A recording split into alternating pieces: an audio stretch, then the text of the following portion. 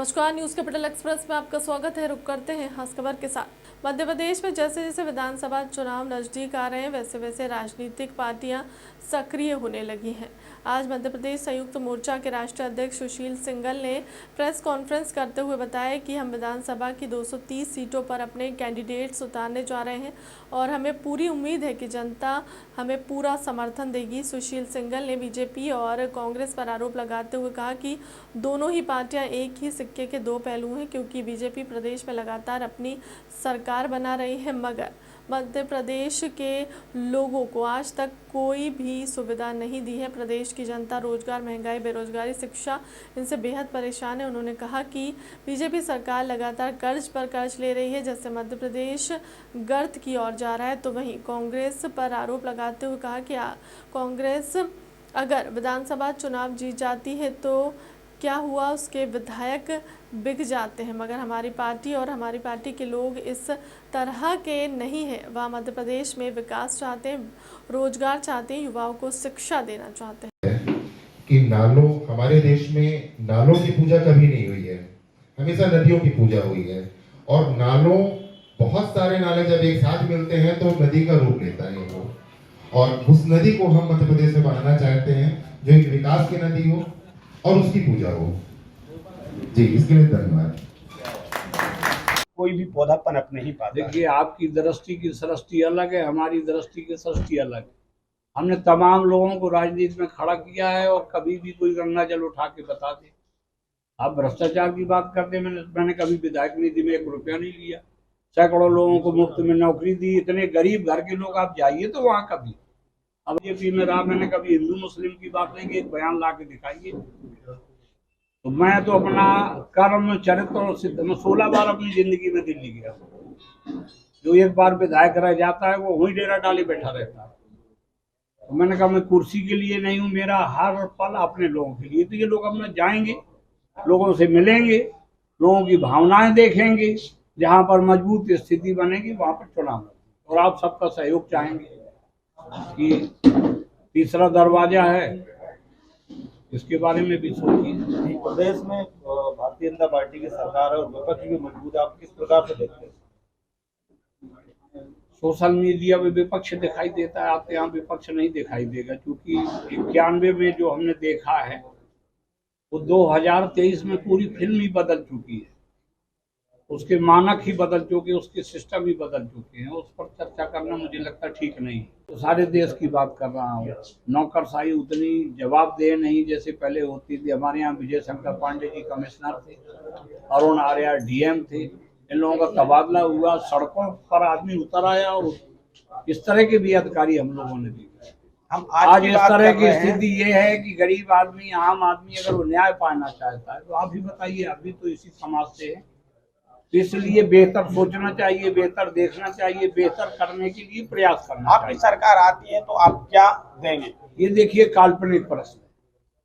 हम ना तो ज्योतिषी हैं, ना हम लोग भविष्यवाणी करते हैं, ना इनमें से कोई बहुत सत्ता का भूखा है, ना इनमें से कोई ऐसा आदमी है कि नंबर 2 के काम करता है तो उसके लिए कहीं ना कहीं राजनीतिक सुरक्षा कवच चाहिए।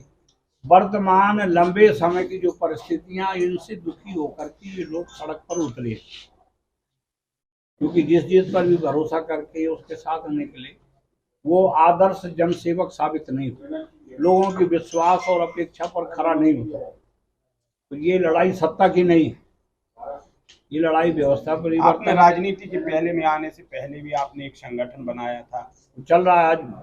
आपने वो संगठन अपने बेटे के नाम पे कर दिया। नहीं, आपको गलत जानकारी है। मेरे घर में मेरे अलावा कोई राजनीति नहीं करता, और मेरे बेटे तो अभी एक 21 साल का, एक 23 साल का है। आप पे 1000 करोड़ रुपए का घोटाले का आरोप लगा था, आप जेल भी गए थे। उसके बाद में फिर आपने पार्टी को भी छोड़ा। अब आप यही तो दुष्प्रचार आप लोग करते हैं। आज तक मेरे ऊपर हिंदुस्तान की किसी भी अदालत में वर्तमान में कोई मुकदमा विचाराधीन नहीं है। मैं सब में दोष मुक्त हो चुका हूँ। दूसरी बात मैं ये भी कहना चाहता हूँ कि आप पूरे बुंदेलखंड में चले जाइए, किसी से भी जनमत सर्वेक्षण करा लो जो हमारे खिलाफ चुनाव लड़ा, अगर वो कह दे कि ये बेईमान है तो मैं मान लूंगा। लड़ाई तो इसी बात पर हो रही है ना कि जो हेलीकॉप्टर चुरा ले वो हीरो, और लोग उसके साथ फोटो खिंचाएं, और जो साइकिल चुरा के ले जाए वो जीरो और मार खाए। जो बड़े बड़े खजाने और बैंक खाली कर रहे हैं वो धरती के भगवान है, इष्टदेव हैं। किसान जो फसल पैदा कर रहा है उसकी कीमत उसको मिल नहीं रही। कितनी, आखिरी सवाल, आप कितनी सीटों पर मध्य प्रदेश में चुनाव लड़ेंगे?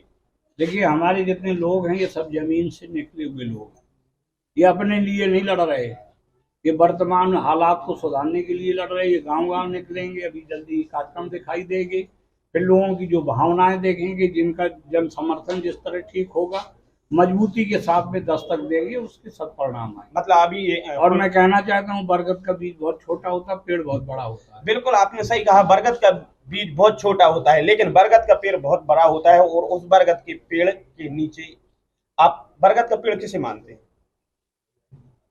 बरगद का पेड़ आप जानते, जो आदमी संघर्ष करता है वो आगे बढ़ता है, वही बरगद बन जाता है।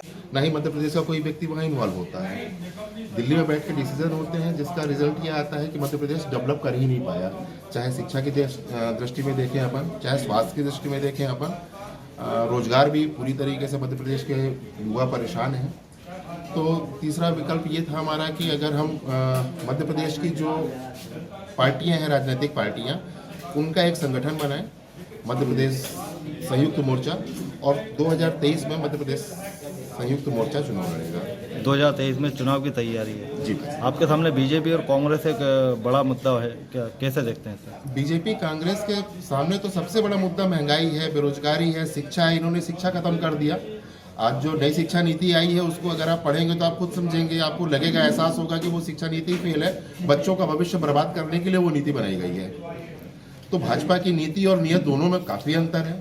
और कांग्रेस तो चुनाव लड़ती ही लगता है मध्य प्रदेश में इसलिए है कि कल उसको अच्छे रेट मिल सके और अपने विधायकों को बेच सके भाजपा को। मध्य प्रदेश की जनता भी तीसरा विकल्प चाह रही है और हमें पूरी उम्मीद है, हम होपफुल हैं कि मध्य प्रदेश में तीसरा विकल्प कहीं ना कहीं स्टैंड होगा। आज अभी आप दावेदारी करेंगे? मध्य प्रदेश की लगभग 230 विधानसभा में सभी जगह हम अपने कैंडिडेट्स लड़ाएंगे। और जितने भी यहाँ पे लगभग हमारे साथ 19 राजनीतिक पार्टी मध्य प्रदेश की हैं जो मध्य प्रदेश मोर्चे के साथ आ रही हैं और बेहतर मध्य प्रदेश के साथ बेहतर भारत की कल्पना, ये विषय हमारा ये लेके चल रहा है। आज की बैठक में कहाँ से और कौन कौन लोग शामिल हुए? आज की बैठक में छतरपुर से हमारे आदरणीय ऋषिराज यादव जी थे, शहडोल से गोपाल निगम जी थे, आरपी सिंह ग्वालियर से थे, मोनू रावत जी थे, काफ़ी राजनीतिक पार्टियों के राष्ट्रीय अध्यक्ष आए हुए थे। आपका नाम बता दीजिए। मेरा नाम सुशील सिंघल है, मध्य प्रदेश संयुक्त मोर्चा का राष्ट्रीय अध्यक्ष मैं हूं और इसका आपके सामने बाकी आने वाले समय में रिजल्ट भी दिखेगा।